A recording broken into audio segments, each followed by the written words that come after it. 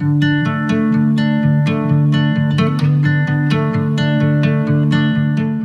my name is Timothy Russell. I'm president of Estate Planners of Arkansas.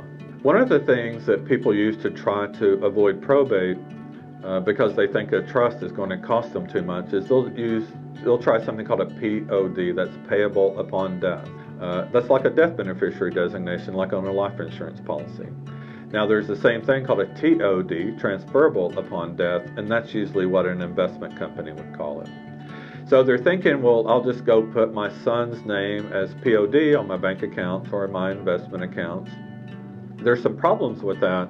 If the son, when you pass away, is living and competent, then the POD is going to work out just fine. But if he's passed away before you, then a lot of people, they don't name a backup or contingent beneficiary, then the investment company or the bank, if your son's passed away, they're not going to release the money until there's a court hearing and a judge tells them who to release it to. Or if your son is incompetent when you pass away, he's mentally or physically incapacitated, the bank or the investment company, they're not going to release the money to someone who's incompetent until they get a letter from the judge telling them who to release it to. And of course, that's going back through the court system again. And even if the bank or investment company does allow a contingent beneficiary, let's say you named your son as the primary and his daughter as the contingent, and the daughter is a minor, so she's 7 years old.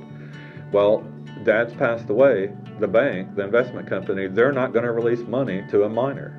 Or they think, well, I've got 3 kids, my oldest son is responsible, I'll just make him POD, and even if he's the most loyal and trustworthy son in the whole world, that doesn't mean that he's not going to have creditors when you die. So for whatever reason, dad passes away, it's POD to the son, and the creditors, they're sitting there with their hands out and get all the money, and then his 2 siblings don't get a dime.